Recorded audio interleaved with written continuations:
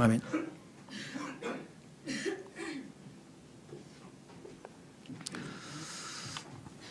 예, 우리는 세상에 속해 있다가 또 어둠의 왕국에 속해 있다가 빛의 왕국, 아들의 왕국, 하나님의 왕국으로 옮겨져서 지난 목요일 날 본 것처럼 우리가 동료 시민, 이제 하나님 나라 백성의 시민이 되었고, 그래서 좋은 말로 하면, 요즘 말로 하면은 시민권을 이제 획득한 사람인데, 저는 뭐 미국 시민권이 얼마나 좋은지는 잘 모르겠는데 그 시민권 받은 거 굉장히 축하도 하고 그러죠. 주변에도 보면 이제 그 영주권 다음에 이제 시민권을 이렇게 획득한 것을 이렇게 자랑스러워하시는 분도 계시고 또 좋아하시는 분도 계시더라고요. 근데 더러 보면 우리나라도 마찬가지입니다.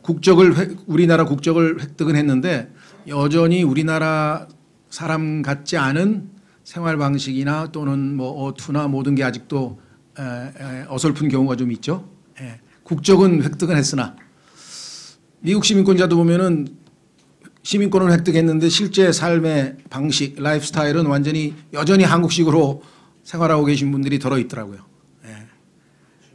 그래서 얼핏 이 말씀을 접하면서 우리도 하나님의 왕국의 시민권은 획득을 했는데 삶의 방식은 여전히 세상 방식으로 살아가고 있는 것이 아닌지 그런 생각이 좀 들었습니다. 자, 오늘 앞에 제가 이렇게 기록했습니다. 이 세상의 통치자인 요한복음 16장 11절에 써 있죠. 사탄의 종이었던 우리 그리스도인들은 영이 거듭남을 통해 보이지 않은 하나님의 왕국 백성이 되었습니다. 요한복음 3장의 거듭남을 통해서 이 왕국은 먹는 것, 입는 것과 같은 물질적인 왕국이 아닌 영적 왕국이며 우리 안에 있는 내적인 왕국입니다.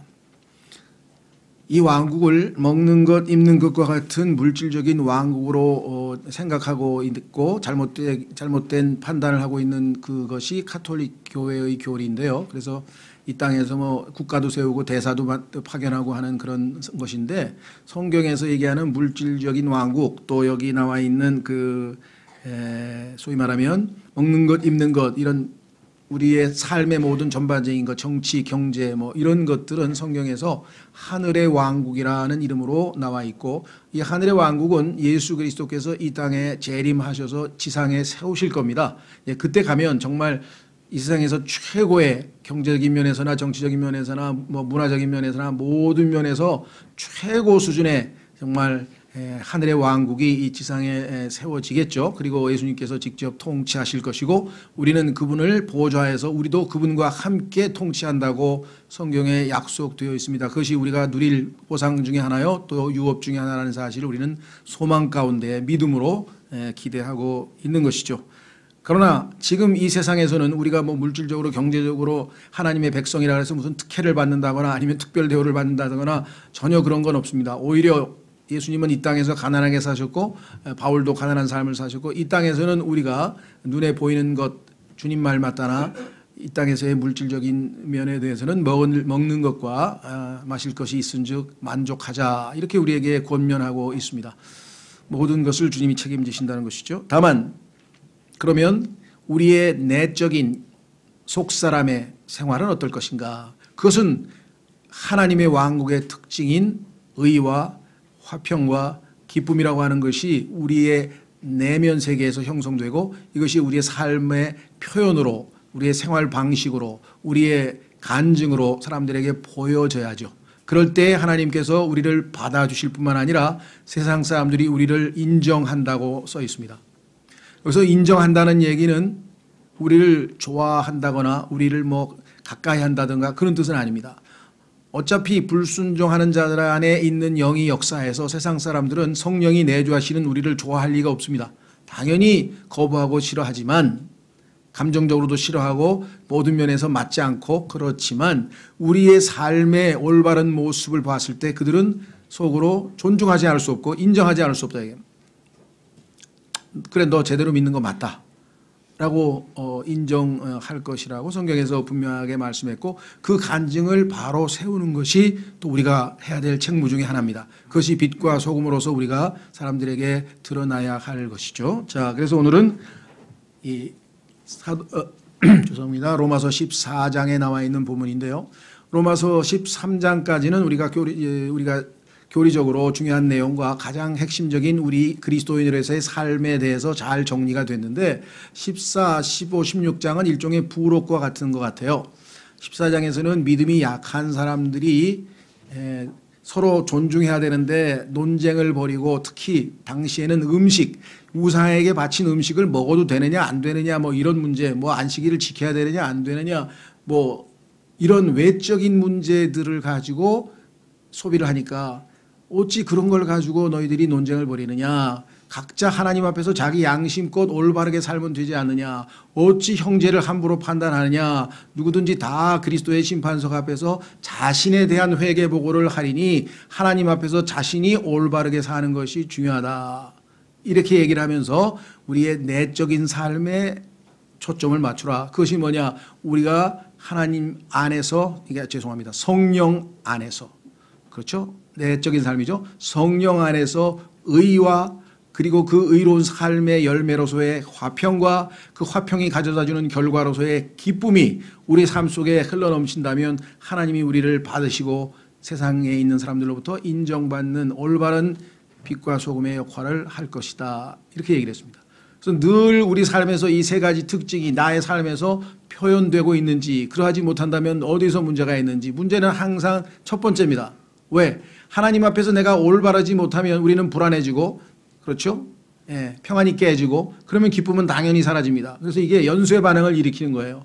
그래서 이 의가 예수 그리스도를 믿음으로 하나님의 의이신 예수님을 선물로 받아서 우리 안에 들어와 계시지만, 우리가 순종을 통해서 이 의가 바깥으로 의로운 행실로 표현이 되지 아니하면, 만약에 우리가 육신을 따라 행동해서 죄를 짓는다거나 하나님의 뜻에 어긋나는 짓을 하면 우리의 마음이 즉시로 불편해지고 평안은 깨지게 되어 있죠. 그래서 우리는 죄를 자백하고 다시 깨끗하게 해져서 다시 평정을 되찾고 다시 우리는 신앙생활을 하도록 하나님께서 성경의 말씀에 놓으셨습니다. 자, 그래서 이렇게 제가 계속 이었습니다.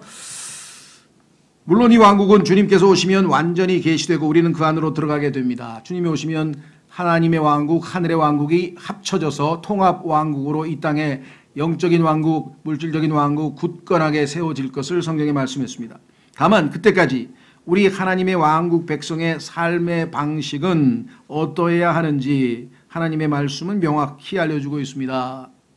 우리 모두 이 말씀으로 하나님의 왕국 백성답게 살아갑시다. 그렇다면 하나님의 왕국 백성의 특징은 세 가지가 나와 있는데, 첫 번째는 하나님의 왕국은 성령 안에서 의로움입니다. 그랬습니다. 우리가 기독교를 보통 사랑의 종교라고 하는데 그것은 잘못된 게 아니죠. 성경에 보니까 우리가 하나님을 사랑한 것이 아니고 하나님께서 우리를 먼저 사랑하셨으니 이는 하나님은 사랑이시라. 그리고 그것이 성경에 2번이나 반복되어 나오고 얼마나 하나님께서 세상을 이처럼 사랑하사 우리는 그 하나님의 어마어마한 사랑에 대해서 너무나 잘 알고 있습니다.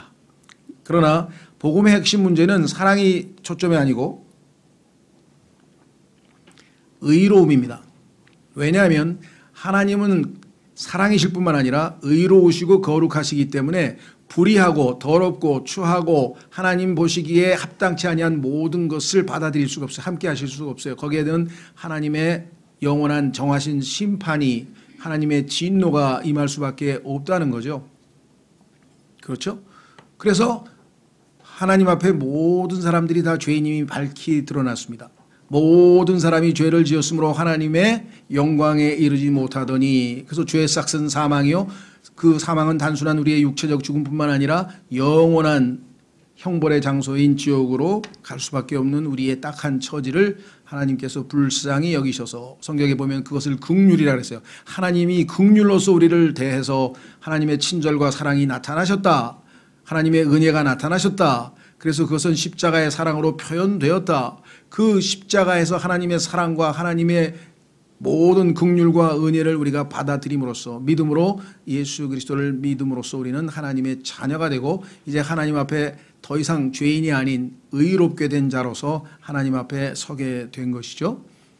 이것이 복음 안에 계시되어 있다. 그래서 성경에 보면 거기 찾진 않겠습니다. 거기 성경 구절들은 제가 찾는 것만 찾고 시간이 없으니까 거기에 설명되어 있는 대로 복음에는 하나님의 의가 계시되어 있다라고 제 성경에 분명하게 이야기를 했습니다. 그리고 하나님은 진노하시는 이유도 분명하게 성경에 말씀을 해놨습니다.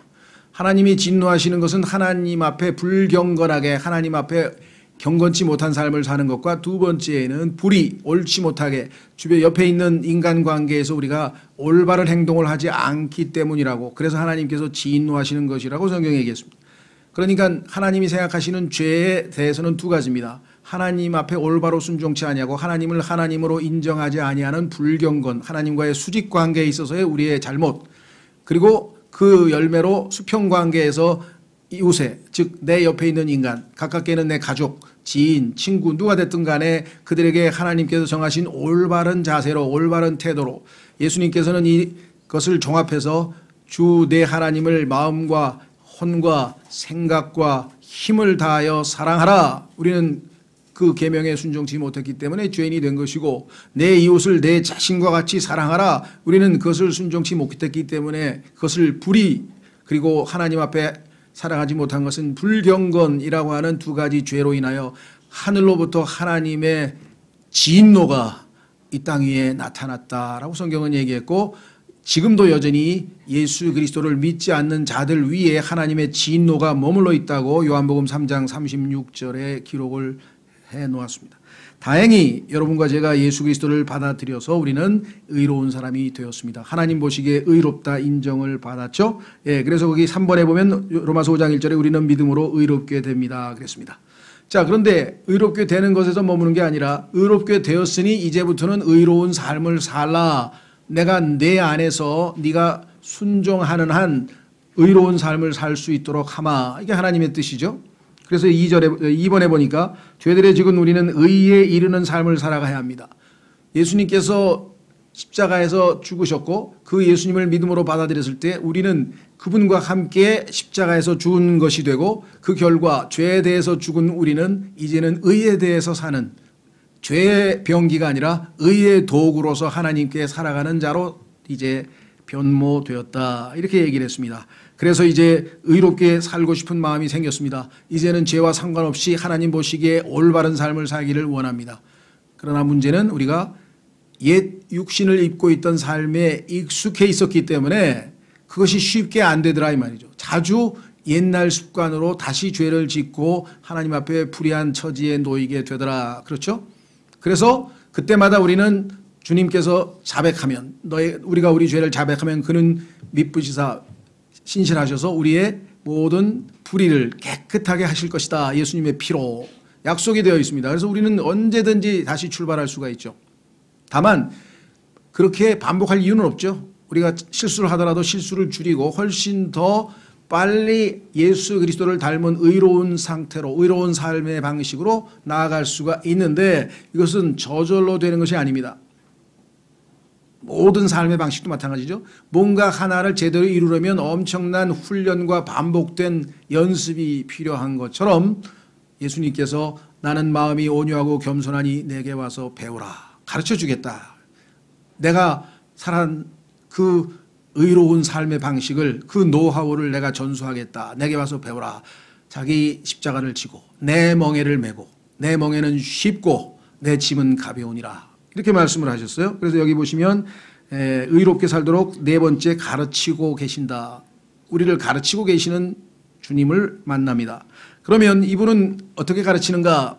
간단합니다. 그분의 말씀을 통해 우리로 하여금 의로 혼육되도록 하신다고 디모데후서 3장 16절에 써 있습니다. 그래서 하나님께서 우리 손에 성경을 쥐어주신 거예요. 이 성경을 주신 목적의 첫 번째는 올바른 교리, 진리가 무엇인지를 깨닫게 하기 위해서 교리. 그 교리를 배우고 보니까 나 틀렸구나. 그래서 그 틀린 점을 지적받습니다. 이걸 책망을 잘 수용하면 correction, 올바르게 고쳐줍니다. 그러면 우리는 의로운 삶을 살아가게 되는 것입니다. 그래서 결과적으로 우리는 주님을 통해서 의롭게 사는 법을 잘 배울 수가 있습니다. 그렇죠? 네. 자, 그 다음에 이 의로운 삶은 비록 나를 통해서 이루어지지만 실제적으로 나는 주체적인 역할을 하는 것이 아닙니다. 우리 그리스도인의 삶은 굳이 표현을 하자면 능동적 수동의 삶이에요. 내가 주체가 되는 게 아니에요. 내가 산 것이 아니고 그리스도께서 사신 것이라. 그러면 그리스도께서 사시니까 나는 수동적으로 가만히 있으면 모든 게 자동적으로 잘 되는가? 그렇지는 않습니다. 절대로 우리의 협력이 필요해요. 우리가 주님께 우리 자신의 몸을 산 희생물로 드려야만, 헌신을 해야만, 순종을 해야만 하나님께서 우리의 몸을 마음대로 사용하실 수 있지, 우리의 동의와 순종 없이 하나님께서 우리의 몸을 마음대로 사용하신다든가 이런 법은 없습니다. 그래서 우리와 협력하기 위해서 예수님께서는 자기가 한쪽에서 멍에를 메고 내 옆에 와서 나와 함께 멍에를 메고 같이 가자고 주님께서 우리를 초청하고 계신 것이죠. 자, 그래서 여기에 나와 있는 조건이 뭐냐? 성령을 따라 걸으면, 6번에 보면 육신을 따라 걷는 게 아니라 성령을 따라 걸으면 우리 안에서 의가 성취됩니다. 능동이 아니라 수동이잖아요. 능동적 순종을 했으나 실제 성취하시는 분은 성령이기 때문에 수동으로 성취되어진다. 제일 좋은 예는 마리아입니다.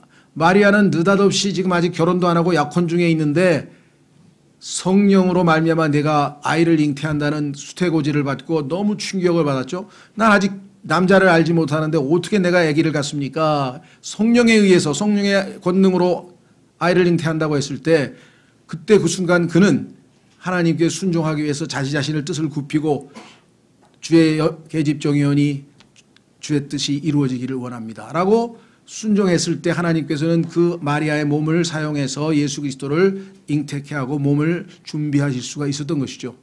주체는 하나님이 하셨지만 마리아의 순종, 즉 능동적 자세가 있었기 때문에 능동적 수동이라고 하는 그 방식을 통해서 신앙생활은, 영적 생활은 이루어져 간다. 무기력하게 아무것도 안 하고 하나님이 다 하셔. 이거는 전혀 무책임한 것이고요. 하나님께서 다 하시는 건 맞아. 그러나 하나님께서는 내가 순종하고 내가 손을 내밀 때 나와 함께 그 일을 이루신다. 그렇죠? 그런데 만약에 이렇게 안 살면 어떻게 될까요?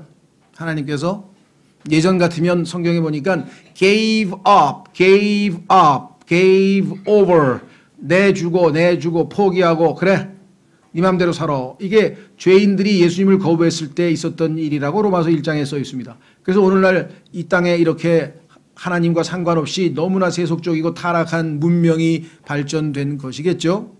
그러나 이제는 하나님은 하나님의 일단 자녀가 된 자를 더 이상은 방치할 수가 없습니다. 하나님께서는 그래서 하나님께서 사랑하시는 자는 매를 드신다고 했어요. 이것이 우리에게는 순간적으로 괴롭지만 이것이 하나님의 죄인이 아니라 아들을 사랑하시는 방식입니다. 그래서 이것을 세상 사람들도 사랑의 매라라고 하는 표현을 쓰죠. 히브리서 12장은 한번 찾아보겠습니다. 히브리서 12장.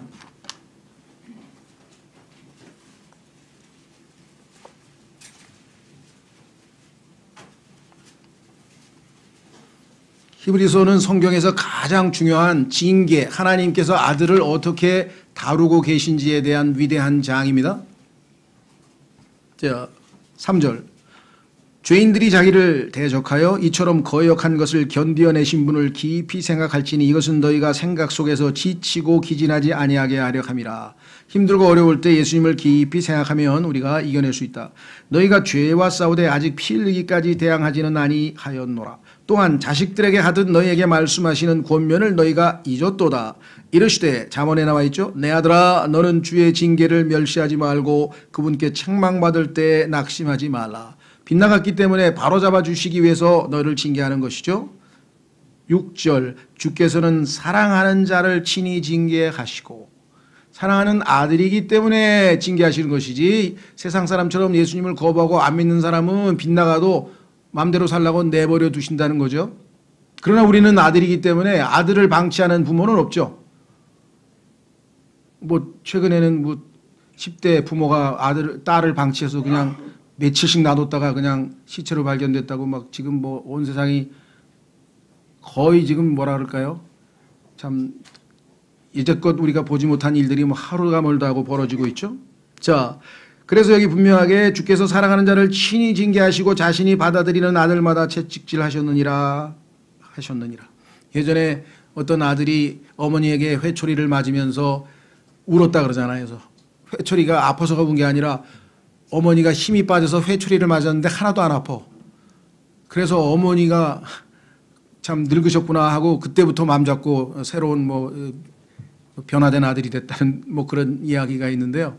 하나님께서 여러분에게 징계의 손길을 내리시면요, 때리는 부모가 더 마음이 아프죠. 하나님께서도 때리고 싶어서 때리는 게 아니에요. 정말 이 사랑의 매라는 것은 정말 하나님의 그 징계에 해당되는 것이겠죠. 여기 써 있잖아요. 6절, 주께서 죄 짓는 자를 친히 징계하시고, 아니잖아요. 사랑하는 자를 친히 징계하시고 자신이 받아들이는 아들마다 채찍질하시느니라 하셨느니라. 너희가 징계를 견디어내면 하나님께서 아들들을 대우하듯 너희를 대우하시나니 아버지가 징계하지 않는 자가 무슨 아들이냐. 모든 사람이 징계를 받음으로 너희에게 징계가 없으면 너희가 사생하여 아들이 아니니라. 또한 우리에게 있던 우리 육체의 아버지들이 우리를 바로잡아도 우리가 그들을 공경하였거늘 하물며 영들의 아버지께 우리가 더욱 복종하고 이로써 살아야 하지 아니하게 되냐. 진실로 그들은 며칠 동안 자기들이 기뻐하는 대로 우리를 징계하였거니와 그분께서는 우리의 유익을 위해 하시나니 이것은 우리가 자신의 거룩함에 참여하게 되게 하려 하심이라.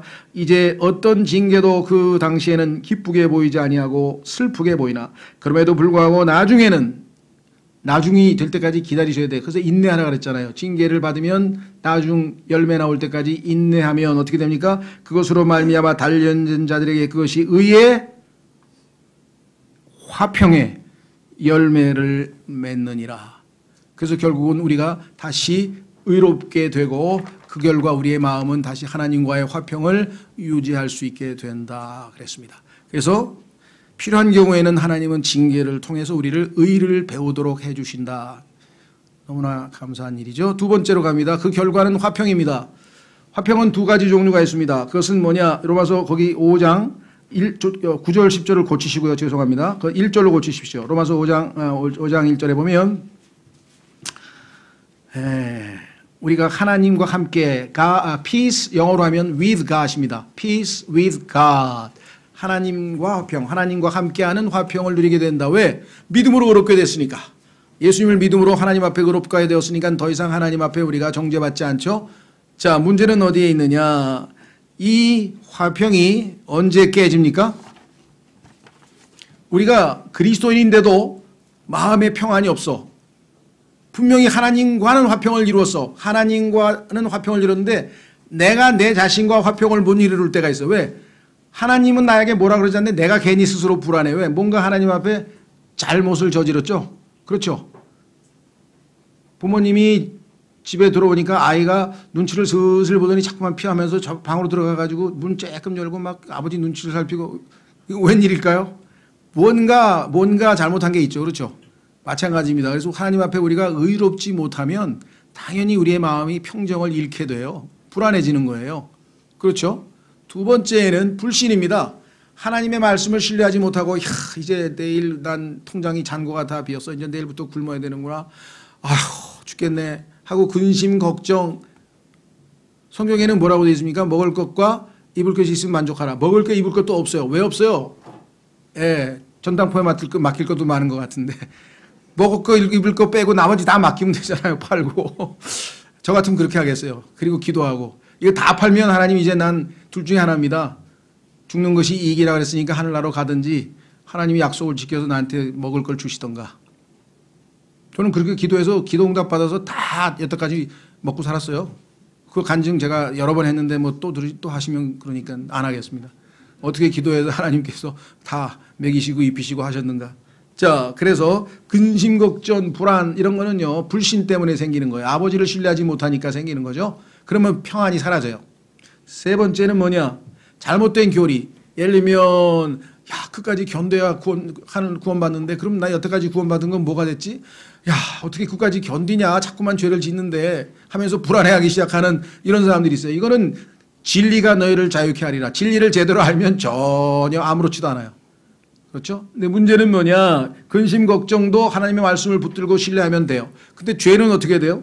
자백하면 되잖아요. 자백하면 다시 우리를 의롭게 하시고, 그러니까 모든 불안적 요소를 말끔히 제거하고 우리는 다시 평정을 되찾을 수가 있습니다. 자, 그래서 2장 14절 보니까 대베소서 예수님께서는 우리의 화평이십니다. 예수님께서 우리와 하나님 사이의 화평의 대사로서 중재자로서 와 계시죠. 자, 그 다음에 세 번째는 이제 이게 중요합니다. 하나님의 평강이 마음과 생각을 지키십니다. 아까도 말씀드렸어요. 염려를 그만하자. 염려를 버리라. 첫 번째, 우리가 제일 마음이 불편한 것은요, 근심 걱정이 항상 우리를 짓누르기 때문에 그렇잖아요. 그래서 염려하지 말고 뭐에? 모든 일에. 예배를 두면 안 돼요. 모든 일에 염려하지 말고, 이게 화평을 얻는 첫 번째고요. 그 다음에는 마음속에 있는 모든 것을 하나님께 다 알리는 겁니다. 알려드리는 겁니다. 저는 이렇게 해서 불안하고 이렇게 해서 근심이 되고 이렇게 해서 걱정이 됩니다. 그러나 하나님께서 여태까지 지켜주셔서 감사합니다. 감사함으로 아뢰라 그랬어요. 감사함으로 아뢰라는 게 조건입니다. 그렇게 되면 하나님께서 하나님의 평강이, 하나님의 평화가 내 평화가 아니고 하나님의 평강이 우리의 마음과 생각을 지키시리라. 그래서 다시 평안해집니다. 그렇죠. 예수님께서는 폭풍우가 몰아치고 지금 파도가 막 몰아쳐서 배가 뒤집어질 판인데 왜 평안하게 주무실 수 있었을까요? 배에서? 갈릴리 호수에서? 하나님의 평안이 예수님 안에 있잖아요. 하나님의 평안으로 인해 예수님은 절대 불안해하거나 뭐 두려워할 필요가 전혀 없다라고 하는 것이죠. 그렇죠? 예수님께서 부활하신 직후에 제자들에게 하신 첫 번째 말씀이 뭡니까? 너희는 두려워 말라. 왜? 내가 부활하지 않았냐. 내가 너희의 평안이 아니냐 이거예요. 그렇죠? 자, 그래서 하나님의 평안이란 말, peace of God, 이게 중요한 거예요. peace with God. 이거는 우린 다 가지고 있어요. 왜? 예수님이 십자가에서 죽으셨기 때문에 그 평안은 깨지질 않아요. 말씀을 잘 모르거나 교리적으로 확실치 않은 사람은 괜히 불안해하지만 그 불안은 하나님만 신뢰하면 안 흔들거려요. 왜냐하면 그건 하나님께서 우리에게 주신 평화이기 때문에 뺏어가거나 그럴 리가 없어요. 다만 우리가 근심, 걱정, 불순종, 죄를 짓고 잘못된 교리로 인해서 나로 인해서 야학이 된 불안은 내가 하나님 앞에 바로 잡아야 하나님의 평안이 내한테 오는 것이죠. 그래서 하나님 앞에 근심, 걱정 대신에 기도를 하면 하나님께서 마음과 생각을 지키신다. 이렇게 했습니다. 그래서 하나님과의 수직관계에서 올바른 화평을 유지하게 되면 내 자신과도 화평을 유지하게 돼서 마음이 평안해지고, 그런 사람은 다른 사람과 안 싸웁니다. 싸울 이유가 없죠. 평안해져. 그래서 대인관계에서 모든 사람과 화평한 관계를 가지라 하신 말씀에 우리가 순종할 수 있습니다. 거기 나와 있죠. 로마서 12장 18절에 결국 모든 사람과 화평하게 지내야 합니다. 그랬습니다. 그리고 궁극적으로 이제 여기 나와 있는 것처럼 완전한, 우리가 암송했죠. 완전한 화평은, 평강은 생각이 주님께 머무를 때. 또 같은 사람입니다. 지금 정말 그 아주 중병에 걸려서 지금 둘 다 병실에 누워 있습니다. 2인실에 여기도 있고 여기 똑같이 똑같은 병인데, 그리고 상당히 위중한 병인데 한 사람은 불안해하고 있고 한 사람은 평안해하고 있습니다. 이 사람은 생각이 자기 병에 가서 머물러 있고 이 사람은 생각이 예수 그리스도께 머물러 있고, 차이를 아시겠어요? 한 사람은 경제적인 걱정에 머물러가 있고 한 사람은 그리스도께 머물러가 있고 한 사람은 이 세상의 복잡한 그런 상황에 머물러가 있고 한 사람은 예수 그리스도께 머물러가 있고, 그 생각이 어디에 머물러 있냐에 따라서 완전한 평강을 주시느냐. 왜? 그런 생각이 머물러 있다는 얘기는 주를 신뢰하는 사람이라는 뜻이라고 성경에서 말씀을 하셨죠. 전능하신 하나님, 그 하나님을 신뢰하고 있는데 두려울 게 뭐가 있어요? 마지막이 뭐예요? 제일 두려운 게? 죽는 거잖아요. 근데 죽는 것이 이익이라고 성경에 썼는데 그 이상 우리에게 더 큰 위로가 더 있겠습니까? 죽는 게 이익이면 이 세상의 최악의 상태도 우리에게는 전혀 두려울 것이 없다라고 했습니다. 그래서 그리스도인의 가장 중요한 특질은 평안입니다. 그런데 평안은 반드시 의로운 삶을 살 때만 주어지는 결과고 열매지, 의롭지 못하면 아까도 얘기했지만 잘못을 저질렀는데 하나님 앞에 우리가 평안을 어떻게 유지할 수 있냐 이 말이에요. 자, 그래서 이 평안이 우리를 지배하게 되면 그 결실로, 그 결과로, 열매로 우리에게는 기쁨이 생깁니다. 그렇죠? 마음이 편한 사람은 잔잔한 기쁨이 우리를 지배하게 되죠. 자, 그래서 로마서 5장 2절 11절에 보면 의와 화평은 기쁨을 가져옵니다. 3단계로 돼 있어요. 우리의 신앙생활은 하나님의 왕국 백성의 특징은 3단계. 우리의 모든 초점은 하나님 앞에서 의로운 삶을 살 것인가, 내가 순종을 통해서 율법의 의가 내 안에서 성령으로 말미암아 성취되어질 것인가, 성령의 열매를 맺을 것인가, 여기에 있고요. 그렇게 의로운 삶을 살게 되면 평강은 그 열매로 우리에게 주어지고 그 결과로 우리는 기쁨을 누릴 수가 있습니다. 자, 여기에 약속된 말씀 요한복음 15장 11절, 주의 기쁨이 우리의 기쁨을 채우신다. 자, 우리의 기쁨은요, 주어진 여건에 따라 뒤바뀌어요. 그렇죠? 네. 통장에 잔고가 뿌듯하다가 이게 뭐야? 그럼 마음이 푹 가라앉죠. 그렇죠? 어떠십니까? 좋은 소식이 들려와서 그럼 금방 기뻤다가 갑자기 나쁜 소식이 들려와서 그냥 갑자기 우리의 마음이 가라앉아 버리죠. 네, 이런 상황에 흔들려서 왔다 갔다 하는 그런 기쁨이 아니라 성경이 말씀하시는 예수 그리스도의 기쁨은 항상 평정을, 항상 주어지는 그러한 기쁨이죠. 그래서 바울도 예수 그리스도로 말미암아 우리에게 항상 기뻐하라. 그게 어떻게 가능해?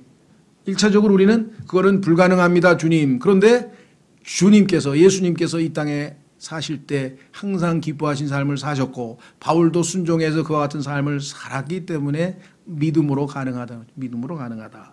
자, 그래서 우리는 의와 화평과 그 다음에 마지막 결과로 기쁨이 주어집니다.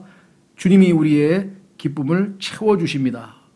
주님께서 기도 응답을 통해서도 우리를 기쁨으로 채워주신다고 약속했고 하나님의 오른편에는 항상 즐거움이 있다고 얘기를 했고 그래서 바울은 드디어 우리에게 권면합니다. 그리스도인만에게 할 수 있는 권면이죠. 왜? 어떻게 항상 기뻐하라고 할 수 있어요? 감옥에서도 복음을 전하다가 돌로 맞아서 피가 철철 흘리고 정말 고통스러운데 감옥에 갇혀서 찬송을 부를 수 있을 정도, 마음이 안 기쁜데 막 찬송이 나오겠습니까? 우리 같은 자가 어떻게 주님을 위해서 이렇게 고난을 당할 특권을 하나님이 허락하셨는고, 그래서 기뻐서 찬송을 불렀어요. 그랬더니 주변에 있는 오국에 있는 사람들 얼마나 놀랬겠어요. 그렇죠? 자, 그래서 기쁨, 여기 빌립보서라고 하는 이 서신은 기쁨의 서신이라는 타이틀이 붙어 있는데 얼마나 기쁨이라는 소리가 자주 나오냐. 여기 1장 4절, 25절, 26절, 2장 2절, 13절, 18절, 29절, 4장 10절, 18절 계속 기뻐하라, 기뻐하라, 기뻐하라, 기뻐하라. 하나님께서 너희의 희생물을 매우 기뻐하시느니라. 하나님이 기뻐하시고 우리가 기뻐하고, 하나님이 기뻐하시지 않는데 우리가 어떻게 기뻐할 수 있겠어요? 하나님이 기뻐하시는 삶을 산다면 우리도 기쁨. 자, 그 다음에 이제 두 가지만 보겠습니다. 좋은 일이 있어서 기뻐하는 거야? 누가 못 기뻐하겠습니까?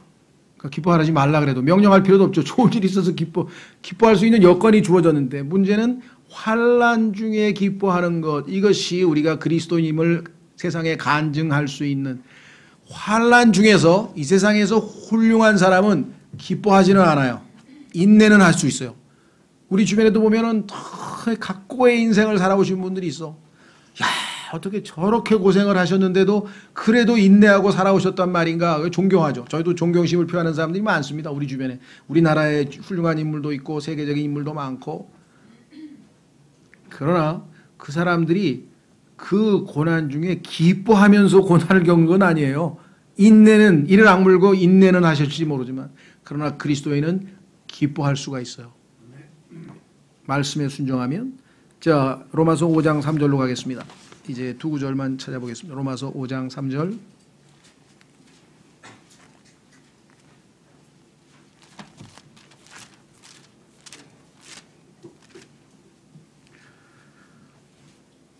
(1절서) 보시면 아까 했던 순서대로 다시 복귀 한번 합니다. 그러므로 우리가 믿음으로 의롭게 되어, 두 번째, 우리는 주 예수 그리스도를 통해 하나님과의 화평을 누린도다. 그러면 결과적으로 기쁨이 온다 그랬죠. 또 우리가 그분을 통해 지금 우리가 서 있는 이 은혜 안에 믿음으로 들어감을 얻었으며 하나님의 영광의 소망을 기뻐하느니라. 이거는 주님을 만날 소망, 그렇죠? 우리 안에 계신 영광의 소망이신 그리스도께서 우리를 신랑이 신부를 데리러 올 때 우리가 그분을 만나 뵐 때 누리게 될 영광에 대해서 우리가 기쁨으로 기다리고 소망하고 있다. 맞습니다. 그러나 더 중요한 거는 그분을 기다리는 가운데 우리가 겪게 되는 고난과 고통과 많은 시련은 어떻게 할 거냐. 그때는 계속 울면서 지낼 거냐. 아니라는 거예요. 이게 그리스도인의 삶의 특징이에요. 하나님 왕국 백성의 특징이에요. 여기 써 있잖아요. 3절. 그리할 뿐 아니라 의, 화평, 기쁨. 그러나 이 땅에서의 하루하루의 삶은 물론 우리가 울 때도 있고 웃을 때도 있죠. 당연히. 그렇죠? 성경에 써 있잖아요. 번역할 때가 있고 그 다음에 고통당하는 역경의 시절도 있다라고 성경에 분명히 얘기했지만 그 와중에서도 우리가 기뻐할 수 있는 것은 바로 여기 써 있습니다. 그리할 뿐 아니라 우리가 환난도 기뻐하나니. 이제 번역이 두 가지 가능한데요. 환난 자체를 기뻐한다기보다는 환난 중에도 기뻐할 수 있다. In tribulation이 번역이 지금 두 가지가 다 가능합니다. 환난도 기뻐할 수 있는 이유는 뭐냐면 그것이 가져다주는 유익을 안다는 뜻이고요. 환난 중에서 기뻐한다도 가능해요. 그래서 고린도 후서에도 보면 이 전치사로 인해서 번역은 우리말로는 두 가지가 가능한데 어쨌거나 환난도 기뻐하다니 또는 환난 중에 기뻐하다니 고난 중에 기뻐하다니 고린도 후서에. 자, 이유는 뭐냐. 환난은 인내는 체험은 소망을 이루는 줄 알. 하나님께서 환난이라고 하는 이 과목을 통해서 이 과정을 통해서 우리에게 베푸시고자 하는 그 큰 축복들을 우리는 믿음으로 바라보고 있기 때문에 기뻐할 수 있는 여건이 된다는 거예요. 홀로 겪는 것이 아니라 이 과정, 이 훈련을 지켜보고 계신 하나님이 계신다는 사실을 우리는 잘 알 수가 있습니다. 자, 뿐만 아니라 느헤미야 8장 10절 마지막 성경 구절 이제 거기 끝부분에 나와 있는 느헤미야 8장 10절에 보면 느헤미야 8장 10절에 이렇게 기록이 되어 있습니다. 이 기쁨은 궁극적으로 기쁨의 원천 되시는 주님께서 우리에게 제공하시고 그 주님의 기쁨이 우리에게 주어지면 우리가 strength, 힘을 얻는다 이게. strong, 강해진다 이 말이에요. 그렇죠? 그리스도인이 능력이 있는 강한 삶을 사는 것은 주님이 주시는 기쁨을 우리가 유지할 수 있을 때 가능하다. 그래서 느헤미야 8장 10절 그때 그가 그들에게 이르기를 너희 길로 가서 기름진 것을 먹고 단 것을 마시며 아무것도 예배하지 못한 자들에게 일부를 보내라. 이날은 우리 주께 거룩한 날이니라. 예배드리는 날입니다. 너희는 또한 슬퍼하지 말라. 주의 기쁨이 너희의 힘이니라 하고. 여러분들이 세상에서 수고하고 지치고 힘들고 뭐 다양한 형태로 또는 뭐 무기력하고 뭐 어쨌거나 그런 상태에서 여기 오더라도 하나님의 말씀을 통해서 주님의 기쁨이 우리에게 공급되면 우리가 소생하잖아요. 힘을 얻잖아요. 그런 경험을 교회 와서 한 번도 겪어본 적이 없다. 그러면 뭔가 교회 생활 잘못한 거죠. 하나님의 말씀을 통해서 힘을 얻고, 그죠? 기쁨을 통해서 주님이 주시는 기쁨이죠. 그 기쁨이야말로 우리에게 strength, 힘을 준다. 능력 있는 삶을 살게 한다. 이렇게 말씀을 했습니다. 자, 결론은 이제 본문의 18절로 갑니다. 로마서 14장 18절. 그러니 이 의와 화평과 기쁨이라고 하는 이 세 가지가 우리의 삶에서 드러나면, 표현되면 사람들이 여러분과 저에게서 이러한 모습을 목격하면 어떻게 되겠어요? 이야, 저 사람은 뭔가 우리와는 다르겠구나. 이 다르다는 말을 성경에서는 holy라 그래요. 거룩하다 그래요. 다르다. 구분된다. 자, 로마서 14장에 보면 뭐라고 얘기를 했습니까? 17절 하나님의 왕국은 먹는 것과 마시는 것이 아니요 오직 성령님 안에서 의와 화평과 기쁨이니라. 지금 공부했습니다. 이것들 안에서 이 세 가지 라이프 스타일이 이것들 안에서 그리스도를 섬기는 자는 하나님께서 받아주시며 그뿐만 아니라 부수적으로 뒤에 나와 있어요. 사람들에게 인정을 받느니라. 그렇죠. 세상 사람들은요 우리 그리스도인들이 누리는 화평과 기쁨을 너무나 부러워해요. 이 사람들은 마음의 안정을 찾기 위해서 뭐 신경 안정제 먹는 거는 말할 것도 없고 뭐 템플 스테이도 가고 뭐 마인드 컨트롤도 가고 뭐 온갖 짓을 다 해요. 지금 왜? 마음이 불안하잖아. 진정제 먹으면 조금 있다 또 먹어야 되잖아. 이게 다시 불안해지잖아요. 그래가지고 오죽하면은 영국의 헉슬리라고 하는 유명한 지식이 철학자가 우리 영국 국민이 행복해지려면 한 가지밖에 없습니다. 총리님, 수상님, 왜? 뭐예요? 그러니까 마약을 수돗물에 타서 다 마십시다, 우리. 이거 진지하게 얘기한 거예요. 왜?